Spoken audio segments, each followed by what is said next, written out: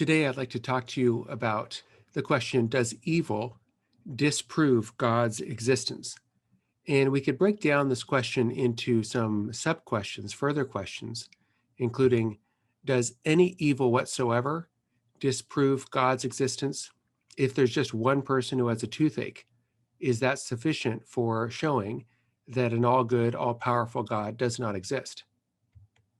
Secondly, does unjustified evil disprove God's existence? And here I'm going to examine different defenses of God: the good of nature defense, the free will defense, the character building defense, and the punishment defense. Finally, I'll consider the question, could we know that there is unjustified evil?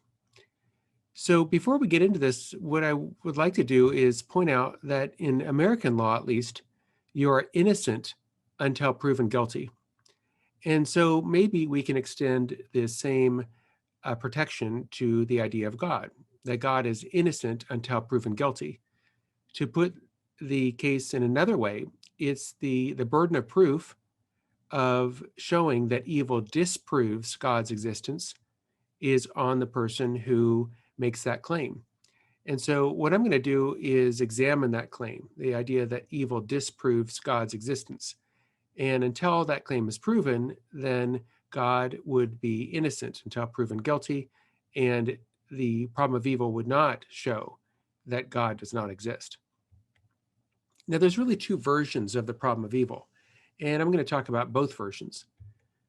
One version is called the logical problem of evil, and that's the idea that any suffering whatsoever disproves God's existence. If there's one person with a hangnail, that alone would show that God does not exist. The evidential problem of evil is that there's unjustified evil that disproves God's existence.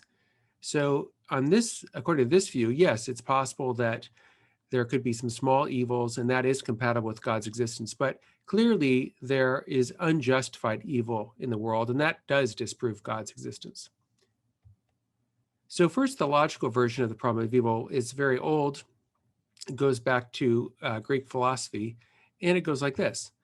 If God is morally good, God would want to make a world without suffering.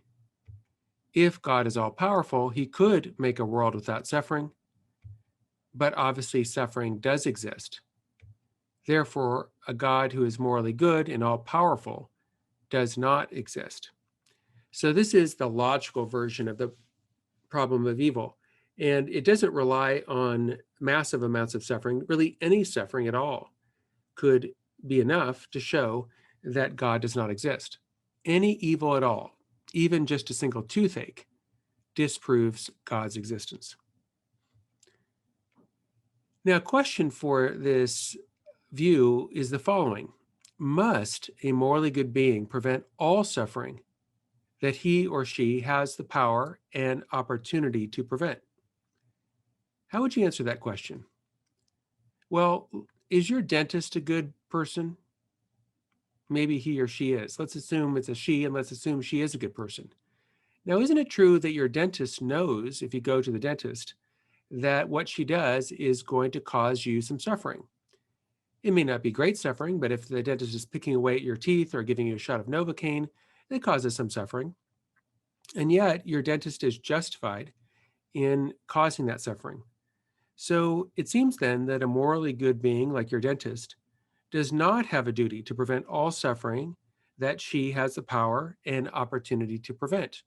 In other words, she could prevent the suffering that you endure through getting a Novocaine shot or through cleaning your teeth, but she doesn't do that. Now, why is she nevertheless still a good person? Well, presumably she has a very good reason for not preventing that suffering that you endure. In other words, it's better for you to have your teeth cleaned and have the shot of Novocaine than it is to let the cavity get bigger and bigger and worse, and then you get a huge infection and then you die of an infection. In a similar way, maybe you've had a coach that really pushed you to do your best in athletics. I think back on a coach I had during my time in high school, cross country, and we would run 10 miles, 11 miles, and run super hard, and I'd want to quit. And he kept on pushing me and kept on making me work harder and harder. And good coaches do that. Now, my coach did have the power to prevent that suffering. My coach could have said to me, hey, take it easy, just relax there, don't worry about running hard. But we wanted to win victory, we wanted to be a good team. And of course, that's impossible to do unless we train really hard. And so, good coaches sometimes have the power and opportunity to prevent the suffering of their athletes, but nevertheless encourage them and even make them do really strenuous workouts, despite the suffering that endures. But the coaches are not morally bad as a result. Think too, perhaps, about your parents. If you had good parents, they sometimes got you in trouble for doing naughty things, and they could have not done that. No child enjoys getting in trouble, and so your parents had the power and opportunity to prevent the suffering that you went through and getting in trouble when you were a kid. And yet, if they're good parents at least, they were justified in getting you in trouble. Those occasions helped you hopefully to grow and become a better person. And so it seems to follow that moral goodness is compatible with not preventing all suffering. A morally good being prevents unjustified evils. Thus, the claim any evil at all disproves God's existence is untrue. It is possible that a morally good God could not prevent some evils so long as they were justified. So this brings us to the second version of the problem of evil, the evidential version. So does unjustified evil disprove God's existence? Well, Aquinas provides a number of defenses of the idea of God's existence being compatible with evil. And one of them I'll call the good of nature defense. I was just reading an article in National Geographic, and it said that lions are in danger of becoming extinct. Apparently, there's only about 25,000 lions left in the world. Now, imagine that you had in front of you two buttons, and if you press one button, lions would become extinct. And if you press the other button, lions would remain in existence. I don't know about you, but I would definitely press the button that kept lions in existence. I think it's a good thing that lions exist, and I think it would be a bad thing if all the lions became extinct. Now, to be a lion is to be a particular kind of creature. Lions are carnivores. And so, for there to be the good of lions, there has to be, if they're going to be carnivores, flesh that the lions eat. So if you're going to have lions, you're going to have, say, gazelles that are getting eaten. And so you might say nature has a kind of order. The good of the lion in being a carnivore is the evil of the gazelle in getting eaten. And so it's possible that God might allow some evils in order to secure the good of nature. Secondly, you might say that love is something good. For instance, you might say it's a good thing that people love each other and get married. And I would agree with you. I think that's right. Now, in order to have this good of loving each other and getting married, you need free will. In fact, in marriage ceremonies, the bride and the groom are often asked, did you come here freely? Are you freely undertaking this commitment?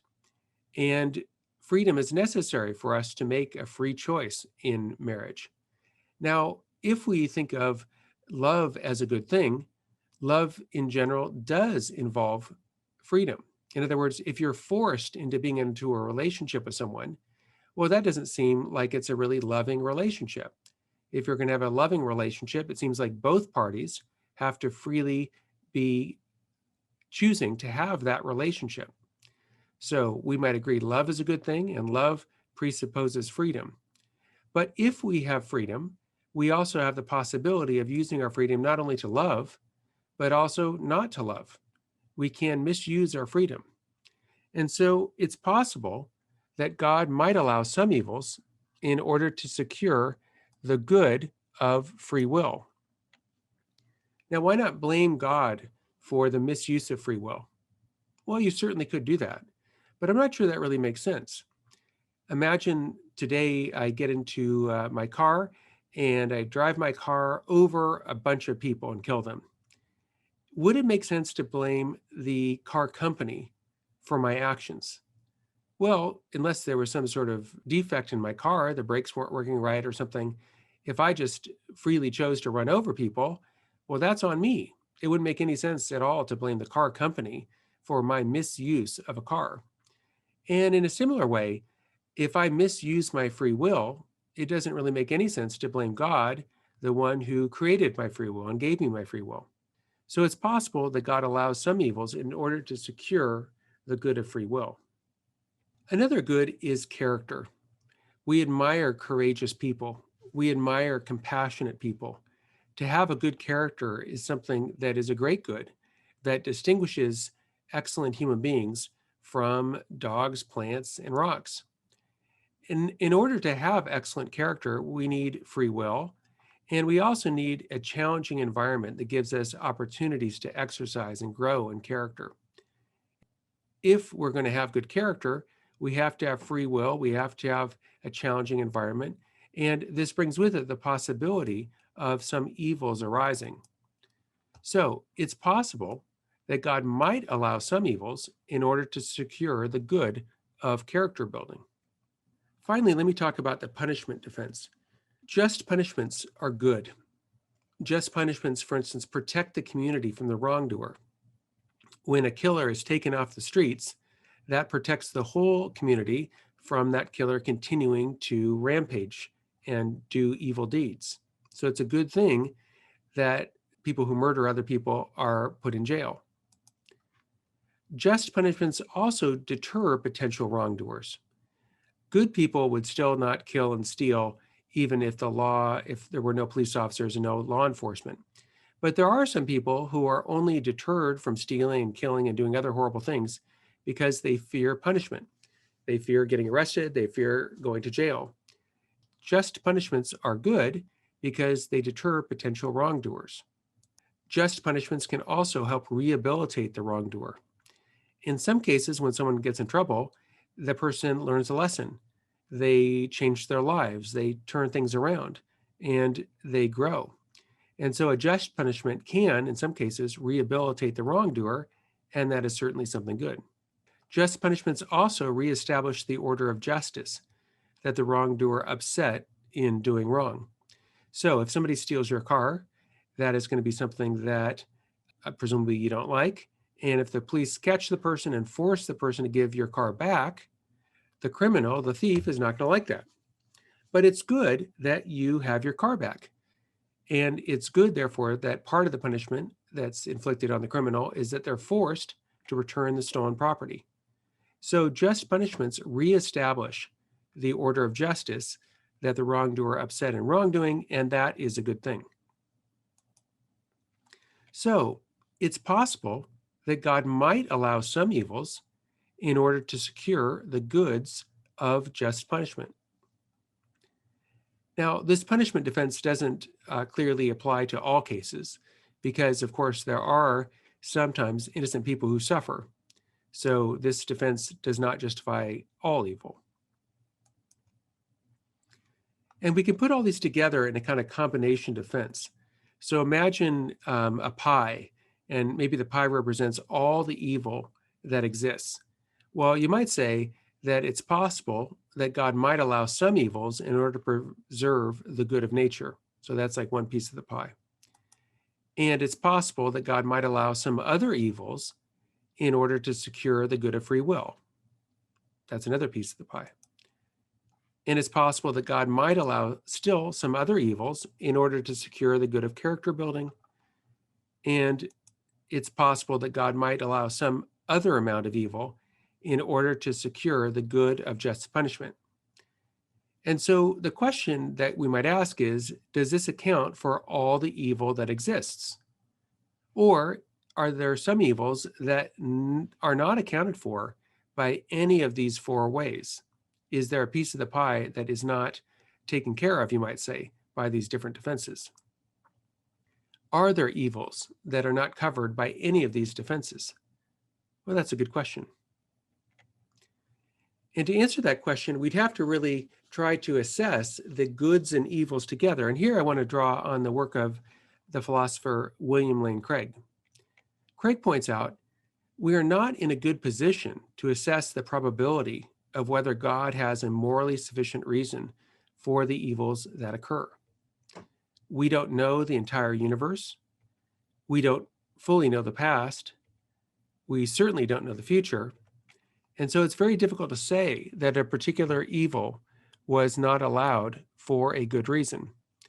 Things that might appear to us at first glance to be evils that have no good reason for them, we might later come to the conclusion that there actually was a good reason for them. And so we might turn now to the book of Job. How much evil is too much and why? Job questions God and says, well, why was all this allowed? And God's answer to Job is basically to question Job back and to say, well, where were you when I laid the foundation of the world? How do you know that there's too much evil? How could we know that this much is too much? A true comparison of evils and goods requires a true knowledge of all the evils and goods involved. But this would require a knowledge of all times, past, present, and future, as well as a knowledge of the entire universe. But there seems to be only one possible being that could have all that: a perfect knowledge of all goods and all evils, a perfect knowledge of past, present, and future, and how all these goods and evils are connected, and that being is God. So really only God could be in a position to know that there is unjustified evil. Craig points out further that Christian faith entails doctrines that increase the probability of the coexistence of God and evil. He notes that the chief purpose of life is not happiness, but the knowledge and love of God. So the Christian view is that life is not for the sake of happiness, at least not for the sake of happiness understood as just bodily pleasure, but that the ultimate purpose of life is love, love of God and love of neighbor. And of course, we can't really have love of God or love of neighbor without knowledge. We can't love what we don't know. And so if we think of the purpose of our lives, not in terms of pleasure and happiness understood in that sense, but rather as the knowledge and love of God, that leads us to think about the problem of evil in a different way. The Christian faith teaches that mankind is in a state of rebellion against God and his purpose, and that this knowledge of God spills over into eternal life. So if mankind is in a state of rebellion, then punishment is something that is just and appropriate. And if the knowledge of God and the love of God isn't simply for this life, but continues into eternal life, that also increases the probability of the coexistence of God and evil. Because if all we were talking about was this life, well, then it's clear that there are some people who suffer unjustifiably in this life. But if there is a life to come, then that may change the overall assessment of whether it was worthwhile to go through the suffering that we experience in this life. Craig also notes that the knowledge of God is a incommensurable good. What he means is it's such a great good that it can't be compared to anything else in this life. Now, you may have had the experience in your own life of only later discovering meaning in your own suffering. Have you ever undergone suffering that seemed at the time totally worthless, but later you saw that the suffering as leading to something worthwhile, such that you would have chosen to undergo the suffering in order to obtain the benefit? So maybe when you were in high school, you went through some terrible suffering. Your girlfriend or boyfriend broke up with you, and it made you really sad, and you thought this was terrible. And at the time, you thought this was just totally worthless suffering. But then maybe later you realized that what you went through actually helped you and benefited you. And that maybe you met your spouse and you would have never married your spouse and had this good relationship with your spouse if you hadn't undergone the suffering of your breakup, because it was only through that suffering that you really reassessed what you were looking for in a boyfriend or girlfriend and were able to, find this great spouse that you have now. So that's a very common experience, right? Where people undergo suffering and at the time they think it's worthless, but only later can they see the real benefit that accrued to them through their suffering. And then only in hindsight could they say, I'm glad that I went through that suffering. I would choose to go through that again given the benefit that I received. Could this not happen again? Could this not happen with other suffering that we endure? Craig also argues that part of the problem of evil isn't so much logical, but rather emotional. He says that, quote, I think that most people who reject God because of the evil in the world don't really do so because of intellectual difficulties. Rather, it's an emotional problem. They just don't like a God who would permit them or others to suffer, and therefore they want nothing to do with him. So Craig calls this the emotional problem of evil. And you can see why people would feel this way, that especially when we're going through suffering, we want to blame someone, and God seems like a good person to blame for the suffering that we're going through or that those that we love are going through. Now, Craig thinks that God in Christ is the answer to this emotional problem of evil. He says, if God does not exist, then we are lost without hope in a life filled with gratuitous and unredeemed suffering. God is the final answer to the problem of evil, for he redeems us from evil and takes us into an everlasting joy of an incommensurable good, namely fellowship with God himself. So Craig believes, of course, that Christ is the one who saves us from the ultimate suffering, the suffering of being eternally separated from God, and that Christ himself does this by means of his own suffering. Christ redeems suffering in part by making suffering so important in terms of helping other people. In the Christian view, the suffering of Jesus was maximal. At least that's what Aquinas thought. He thought that Jesus underwent the greatest of all possible suffering. And he underwent this greatest of all possible suffering in order to achieve the greatest of all possible goods, namely eternal happiness for all those who are saved. And so, on the Christian view at least, God does not ignore suffering, but God uses suffering for a greater good. And just as the suffering of Jesus was for the sake of this great good of perfect happiness with God, so too the suffering of anyone on earth can be joined to the suffering of Christ in terms of promoting that ultimate good.